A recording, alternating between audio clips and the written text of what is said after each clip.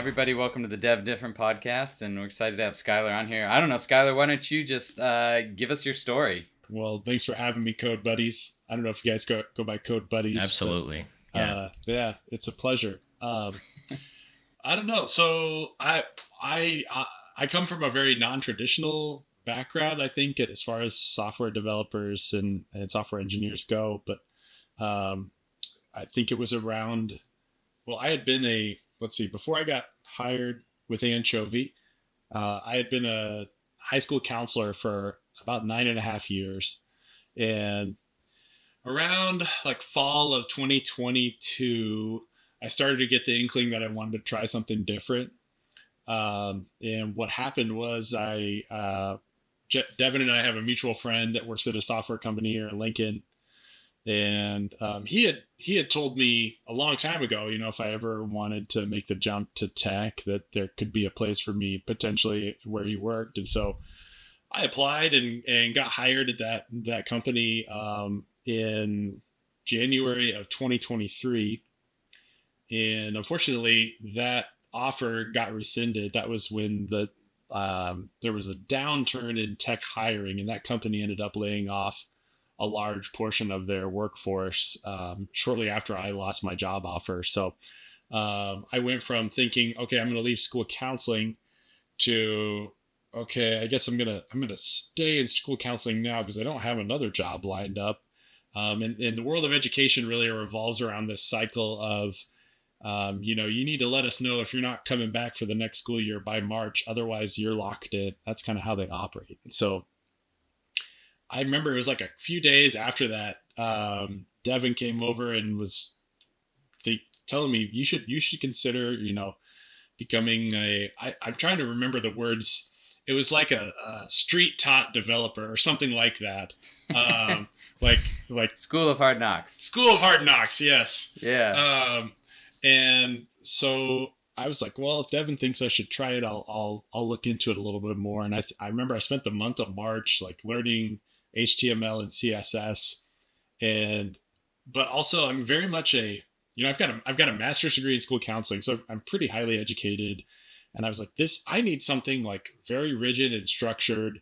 I need something that's going to like keep me on track. And so I spent a long time looking at resources online and trying to figure out what's going to work best for me. And because there's all sorts of ways you can learn software development online. I ended up landing on an agency called 100 Devs. So I don't know if either of you are familiar with it. I think I've talked to Devin about it before, but it was this full stack boot camp basically that was taught on YouTube in 2022, and it's taught by a guy named Leon Noel, and he's when the pandemic first happened, he taught a cohort of people, and then he did another one in 2022, and he's very structured in the way he teaches. It's 30 classes I think it's more like 60 classes over the course of 30 weeks is the pacing that it was taught at. And these classes are all on YouTube. They're 3-hour classes. The advantage of them being on YouTube is you could speed up the video. So I would often watch them at like 1.5 or 2 times speed. And don't you wish you could do that to a professor sometime? Just like hit the fast forward button. Or sometimes a colleague just like, yeah. It was funny how fast you could really learn, and he's got some great techniques. I think the biggest takeaways I took from that was do a coding problem every day and do Anki every day. Anki is this spaced repetition tool where it's digital flashcards, right? But the nuance to it is that you can tell Anki how well you remembered a specific flashcard. So if you remembered it really well, it won't come up again for several days. If you didn't remember it very well, maybe it'll come up tomorrow. If you really didn't remember it, it'll come up again in 10 minutes if you keep studying, right? So I've told you about this, Hunter, right? Yeah, my wife is a med student. She's about to finish. She's in her 4th year at UNMC, and they use it like it's like an official tool of the school. Yeah. They give out card decks and stuff. Do you know the theory behind it? No. So the theory behind it is that you don't learn when you take in information. You don't learn when you read. Where ideas really get stored to your memory is when you are challenged to pull up the lesson. Sure. So like in recall. A flashcard, it's recall, exactly. So when you're challenged, so if you just read, it's like you're going to get it in there, but you're not really storing it into memory until you recall it. And so the stuff that's already in there, it's like you don't need to recall that, but the stuff you keep forgetting, you just like keep pulling it back up and you recalling, and that's what like stores it in. Anyways, keep going, Skyler. Well, yeah. So Anki, code problems, I mean, that really like accelerated my learning throughout the rest of 2023. Along with like this community of developers. I mean, I don't know how many thousands of developers are in this 100 Devs Discord, but it's like well over 50,000 developers. And these are all people who are teaching themselves and going through the cohort at their own pace, right? Because there were only compared to 50,000, there weren't that many people that went through the cohort live, but a lot of people find this community and then teach themselves at their own pace. And so there's people who are part of that Discord community who can answer questions if you have questions. You know, the advantage of starting in spring of 2023 was that a lot of times when I would get stuck and I couldn't find answers in documentation or in the learning materials, I could go to ChatGPT and ask questions, and often I could get the help I needed. There were a handful of times I think I went to that Discord for help, but it's a really cool concept that 100 Devs has, where they are all about helping people get software developer jobs. And it's as much like a jobs program as it is like learning how to code. So that's what I did throughout 2023. And I took those classes, and I made this like big Excel spreadsheet, and I planned out like what the year was going to look like for me, because realistically, like I'm still working 40 hours a week and I still have to spend time with my kids. So I maybe had, 1 hour a night to code, and then I could find, 4 hours to code on a Saturday and 4 hours on a Sunday. So, it was somewhere around like 15 hours a week is how much time I had to dedicate to it. But along with 100 Devs was they also emphasized networking is really important if you want to end up getting a job in tech. And that led me to going to the Lincoln Code meetups, meeting Ken Versaw. Ken was like awesome. He met with me. I think I've met with him at least once, where he just sat down, had a coffee with me and gave me advice. But then also I got to meet Malika from Don't Panic Labs, who's in charge of their Pathways program. And she was, when I first met with her, I didn't know what to think, because she told me, we often have companies who we work with that are also looking to hire developers. And I was like, well, really, would they hire someone like just who's self-taught and doesn't have a background in computer science? But sure enough, they gave me the opportunity to interview with Anchovy, and Anchovy liked me well enough. They hired me. They sponsored me through the Pathways program at the beginning of 2024. What is Pathways? So, great question. So Pathways is I would describe it as like 20 weeks of intense learning around how to be a full stack web developer. So it's not a boot camp. I mean, I was doing development like 8 hours a day, 5 days a week. And it was very intense. So, and you actually get from the first 10 weeks alone, I think I have 15 graduate hours from Doane University.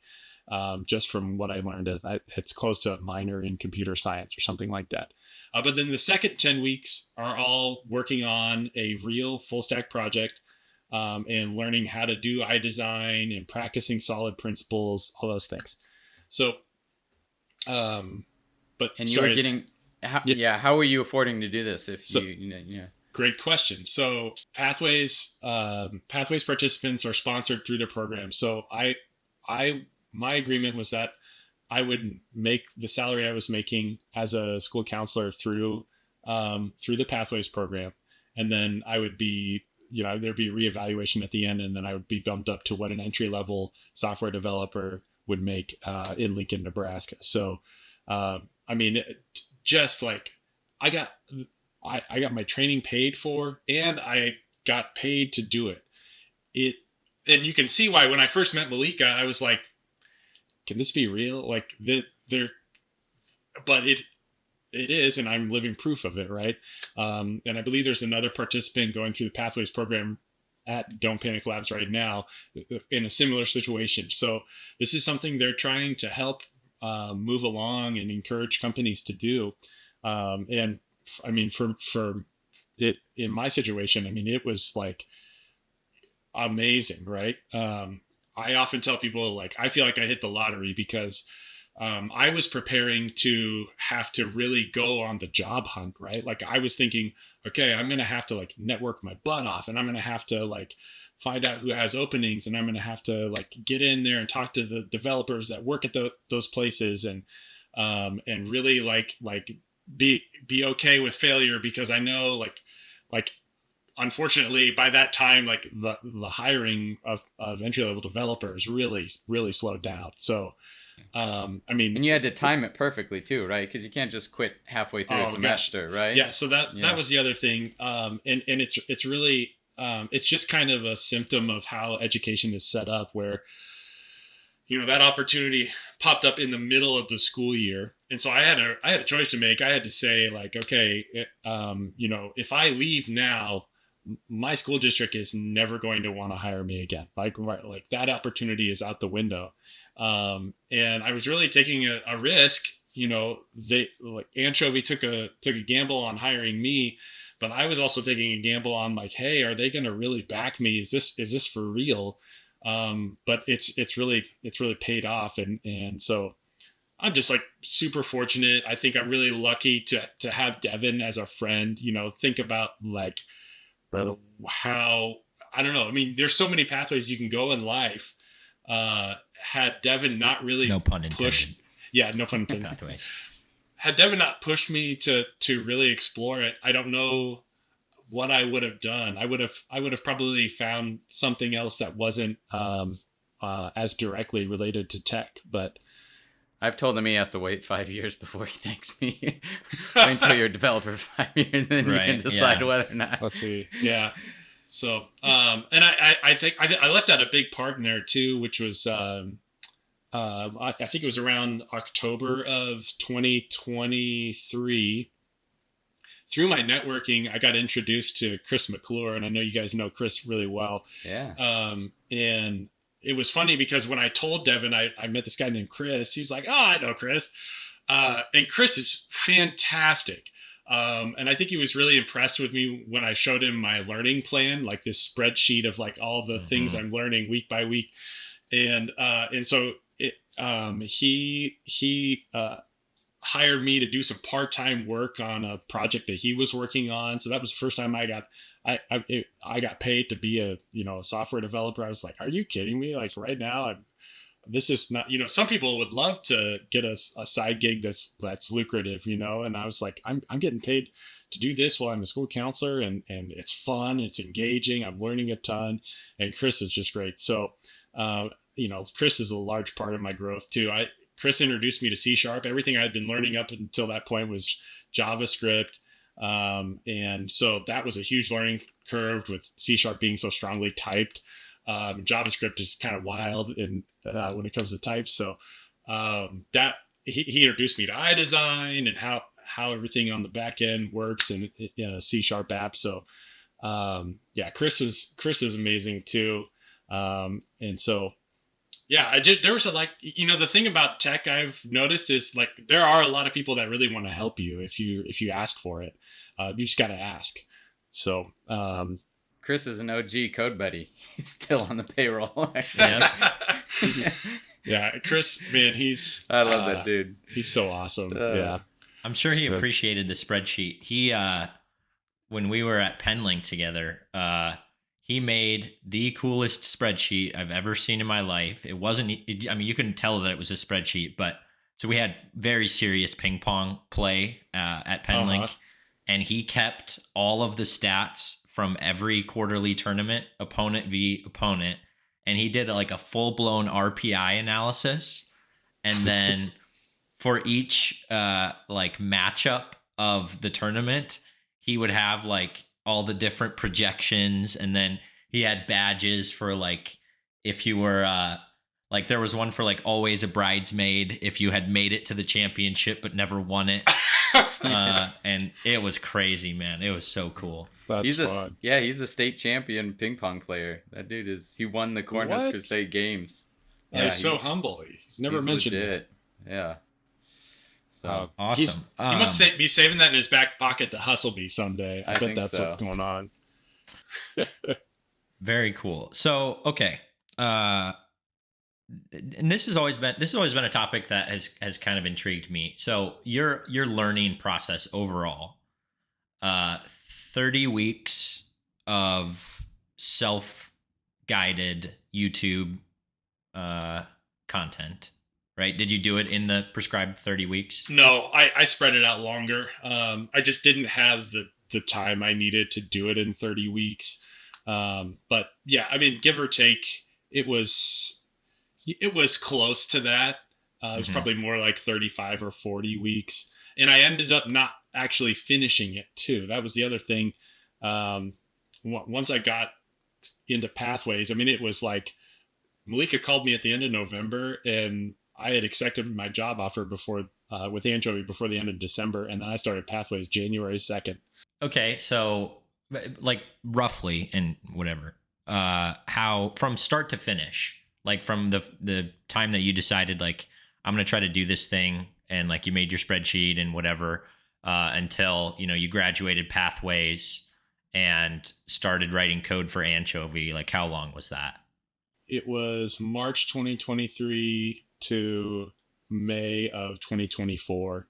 So just a little over a year. And yep. The other nice thing about Pathways was they get you with your sponsor, like working pretty quickly. I think in the by week 5 of Pathways, I was like half a day with Anchovy, and then the next 10 weeks in, I was a full day with Anchovy, and then I think the last 10 weeks, I was 2 days a week working on Anchovy. So they kind of there's this gradual release of responsibility as time goes on through Pathways. So I mean, technically, I was writing code for Anchovy probably at the end of February, early March. So it was about a year, really. Yeah. Yeah. And man, that's something that like, so we've got a few different paths here to, all three of us are engineers. Devin went the self-guided way. I don't want to speak for you, Devin. I was like a weird hybrid. So I'd always like gotten into technology way back in the day, but more to support entrepreneurship. Like 20 plus years ago, like it was doing like HTML Flash stuff, more like onto the entrepreneurship stuff. I did have some formal training. Like I took computer science classes. I probably took like 4 or 5 computer science classes. I don't know. In school, and I would always take like the technical side of like I took some architectural classes where we were doing like programming inside of like AutoCAD and Revit and stuff like that, but I never like did an official degree until like I realized that like I want to invest my life into like doing like software startups, and then I was like I got to be like technical. So 10 or so years ago I was like, put me into the sprint. I was like, I don't care, give me some dumb like change this button color, I'm gonna figure it out. And then like slowly over time I did spend a lot of time on YouTube too as well, like when I was between a job like shift, and then I was like I did take an enterprise job too as well, so that I could like really like get in on the grounds. That's where I met Hunter and Chris and some of these other guys. So I'm a little bit of a hybrid in that model, but yeah.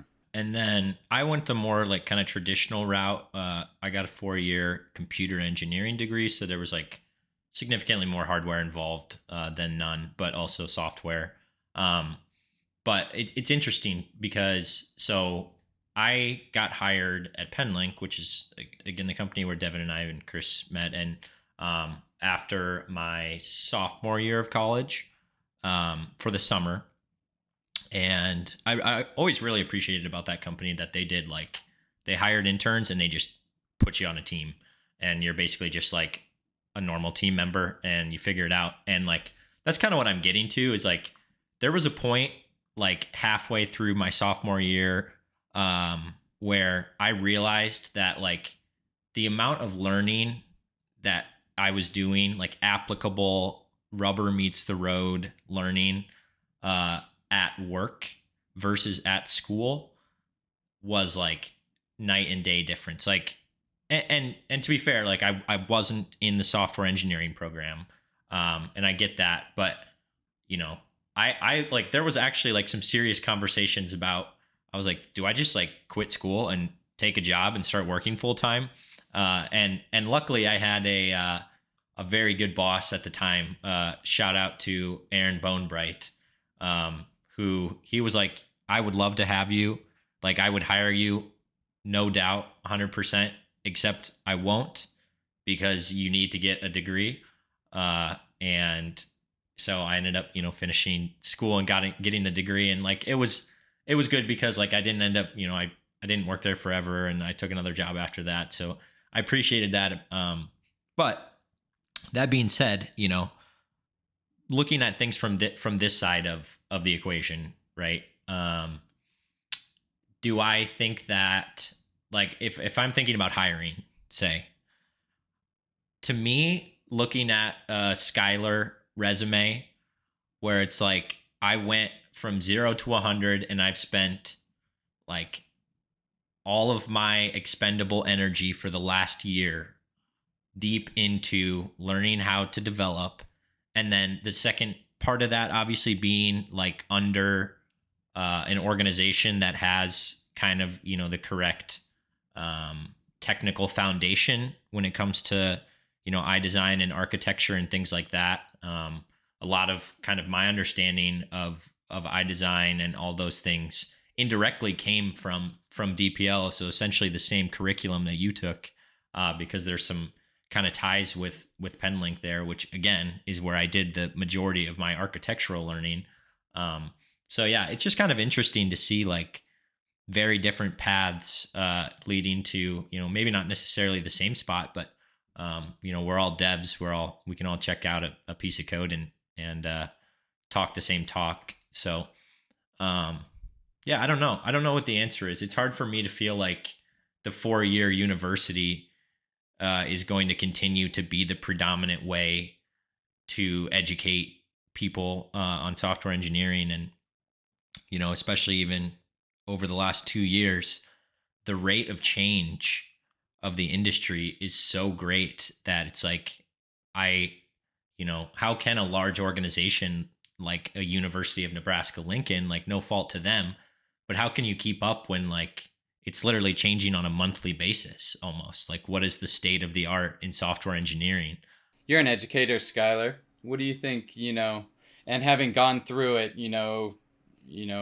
School of Hard Knocks style, what do you think, the future of computer science should be? That is a great question. And it's hard because I had this biased perspective of where like I taught myself when I was, let's see, I'm 38 now. I started learning when I was 37 years old, and I already had a bachelor's degree in music education and a master's degree in school counseling, right? So even though I didn't go to school to learn software development, I sure have the extensive education background, right? And I worked in education for a number of years.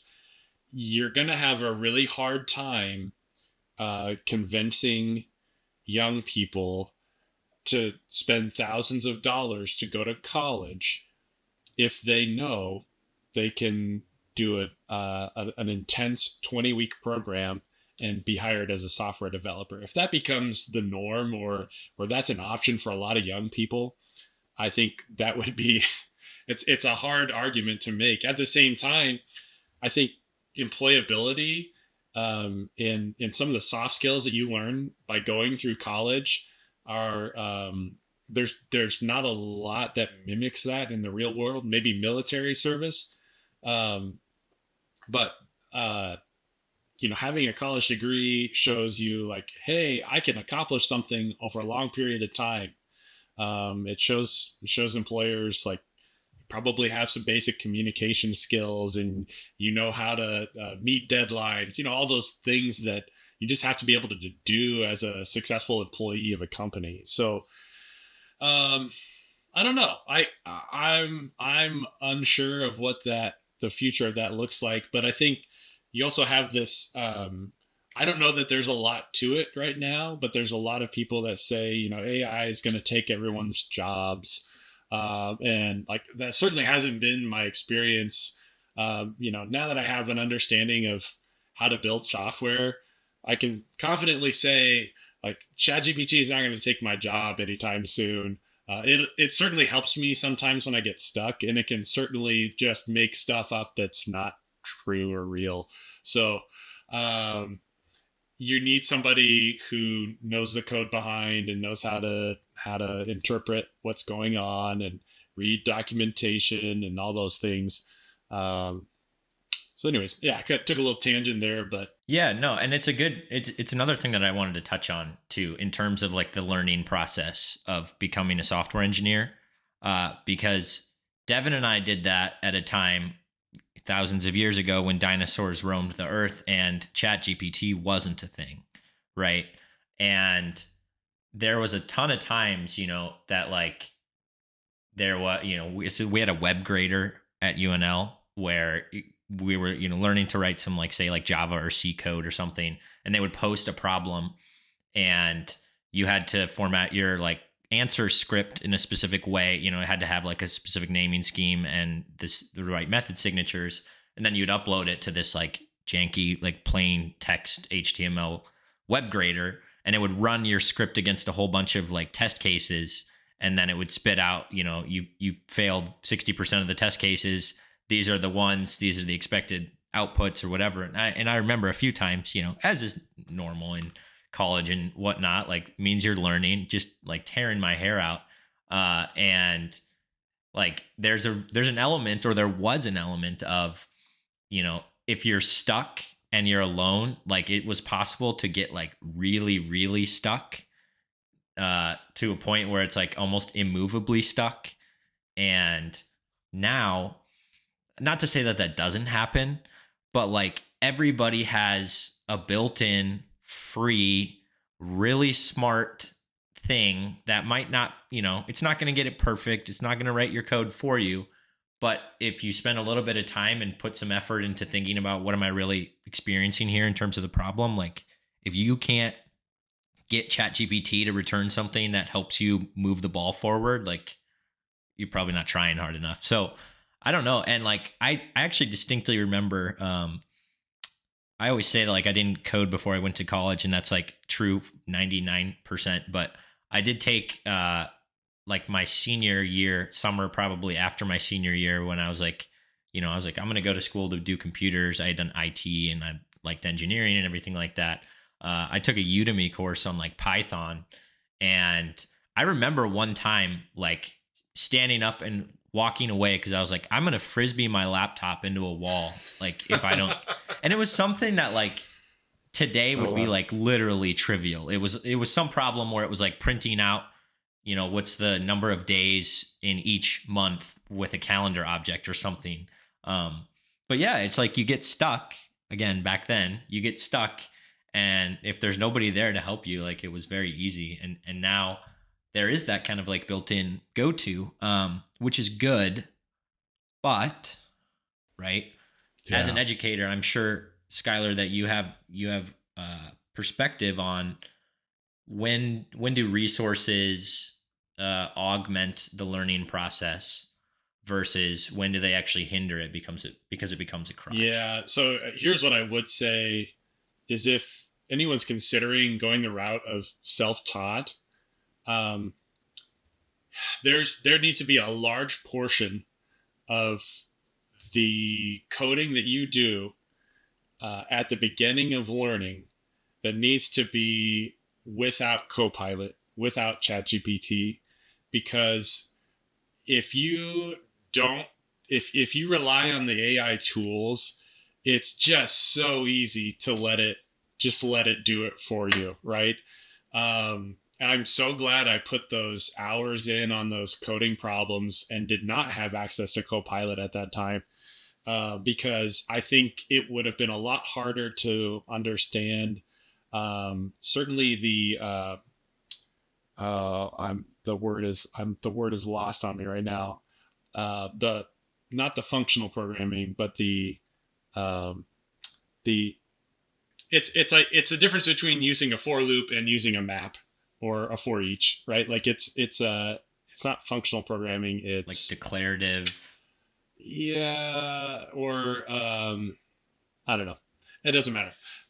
What I'm trying to say is it's it you you know you just got to kind of learn what a computer language can do by trial and error. And if you're relying too heavily on AI, you're not going to learn those basic methods. Everyone should know how to use map. Everyone should know how to use for each, and like in C sharp. I mean, it's if you don't know your link methods, it's going to be a hard time. Um, so, anyways, that's I would say I think you made a great point though. Like I imagine before AI, having to learn how to code would have weeded out a lot more people. Um, like both you, Hunter and Devin, you both you you took different educational paths, but you certainly like didn't have this personal assistant on hand at all times to answer any question you wanted, right? So, Well, we did. So oh, you did. the best developers I ever knew were simply the best people at Googling something. Like, you run into a problem and you're like, you try to Google, like, helping it out. These people, like, knew the Google, like, search term where, like, they got the answer in, like, one, like, the top search result. And I don't know if they were just, like, very knowledgeable about Google, or they just had such strong fundamental computer science knowledge that they knew how to script that, or they knew how other developers were talking about that language. They knew the parts of the language. They didn't know exactly what they were going with, but they knew the parts to describe, whether it was in Spanish or French or, whatever language, how to get to that final solution. Would you guys both say Stack Overflow? Like you relied heavily on that? Yeah. Oh Yeah. yeah. And sure. I certainly reference Stack Overflow, but I don't think like I've ever been like, oh, got to go to Stack Overflow to figure this out. Like that's never been my go-to. I haven't used Stack Overflow in a year. Okay, so there, yeah. Which is crazy. Like I'll either do ChatGPT or I'll go straight to the documentation. Like I'll ask ChatGPT and then I'll try to go to. But yeah, I mean, because I assume ChatGPT is just scraping Stack Overflow. And I've always wondered this, like, what happens when Stack Overflow is like, screw you, ChatGPT? Like, I'm sure it's too late now, but what happens if these, like, knowledgeable sites, is the AI able to just pick up itself with its own internal feedback loop? Or is it going to start to get stupider and stupider when people are putting in their, robots text, don't crawl me. I don't want to train you. Yeah. Yeah. And I think like, you know, I spun up a project over the weekend, and ChatGPT helped me get it up and going like very quickly. Mm-hmm. What happened was as soon as I got to something that was a little more detailed, a little more nuanced, I got stuck on, integrating some authentication in this application. And I wasted a lot of time going back and forth with ChatGPT. And when I finally did go reference the documentation, it took me 15 minutes and then I was back up and going. So I would say, that's a trap I fell into this last weekend. I learned from that. I'm going to, the next time I get stuck, I'm going to go to that documentation first. So anyone who's new getting into development or software engineering, I would say, don't you've got to know when to, like, okay, this AI is on the wrong track. I need to go actually do some reading. And I would say that anybody is capable of learning software engineering. People learn at different paces, but I think, unless you have like a severe learning disability, if you can read and write well and you can retain information, you can learn software development.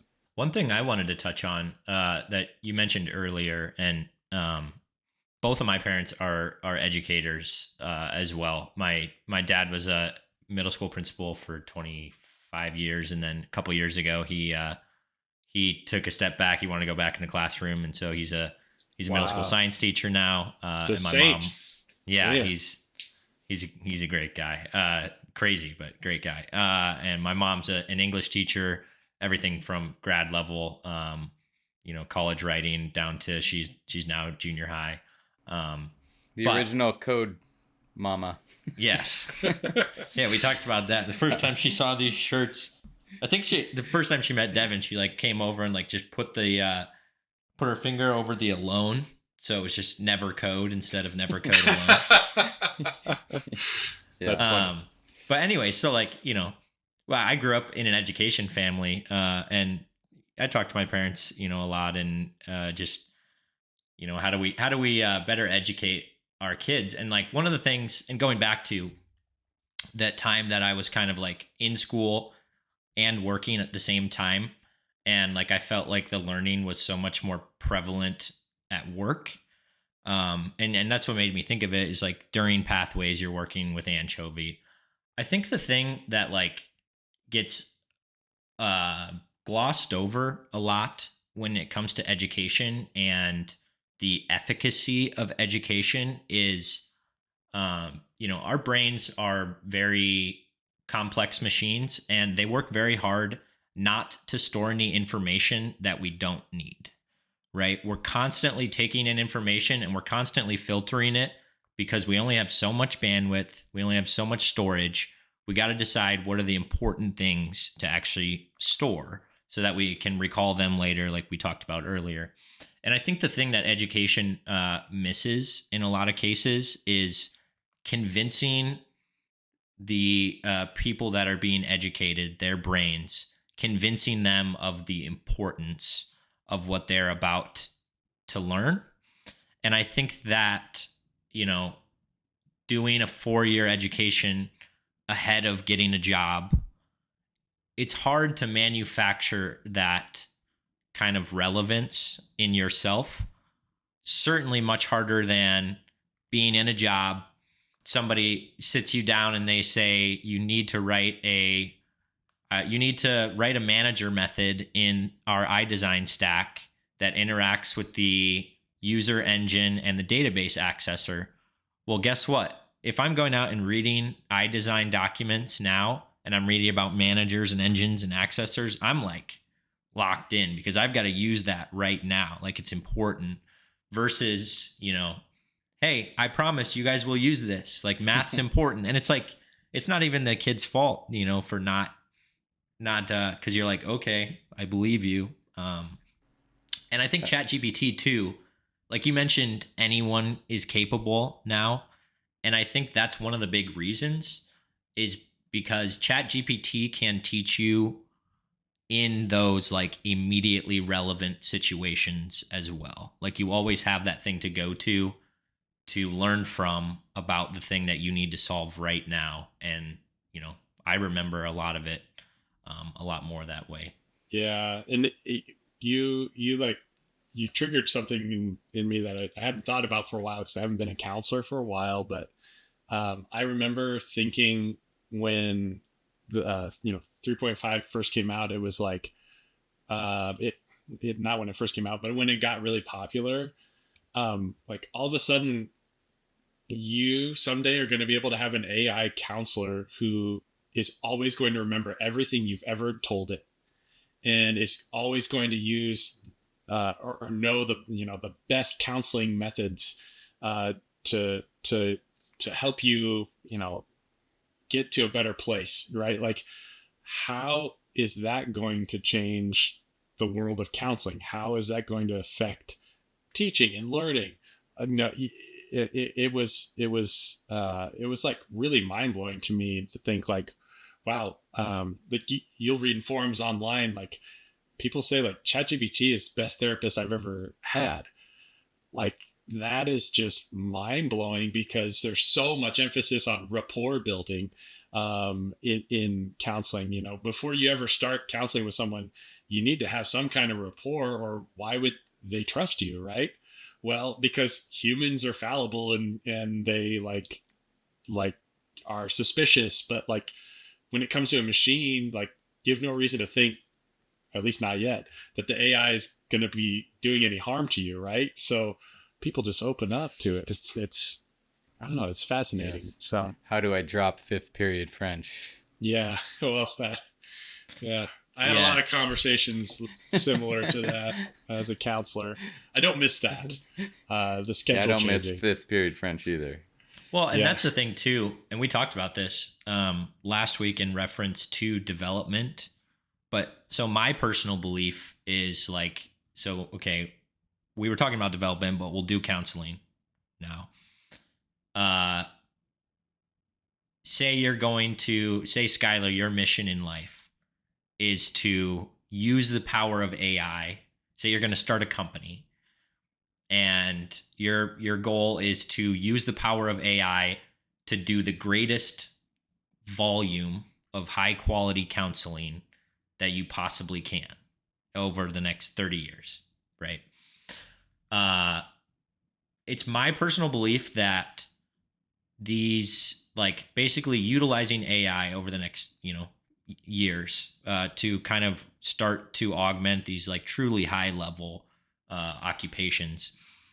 I think that it would be more important that you would have an even stronger grasp of the field, the art, the practice that is counseling or therapy, in order to direct the AIs to do the low leverage tasks that they are capable of doing.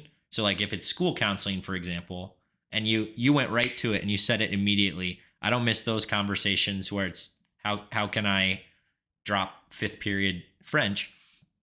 So maybe it's not everything is a fully AI based counselor, but how much more counseling would you be able to do if all of those queries, right, which are it not a good use of your time to be doing those, and very capable that an AI can do those things.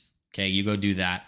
And I'm filtering now where I'm the professional. I'm doing a higher percentage of more difficult, more artful, whatever you want to call it. And I think that, that's going to continue. Point of which being, I don't think that, like, I think it's just going to be more and more important to grasp to be an expert in your craft, in order to let basically, because the AI is always going to follow you, right? Until we hit that like AGI inflection point where it can code itself better or instruct itself better than we ever could. It's always going to be like behind you on the skills curve. So you got to keep ahead of it if you're going to stay relevant. Okay, I have a question. So Eric Schmidt, the guy, former CEO or whatever, president of Google, came out and said in the future, everybody will have their own personal developer. Is it that everybody is going to have their own personal developer? Is that everybody will be a developer?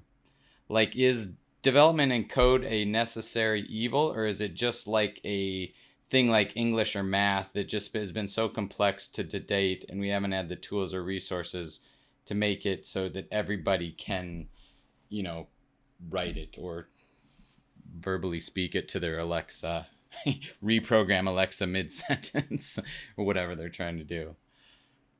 I mean, I feel like it starts to get into the line of coder versus engineer.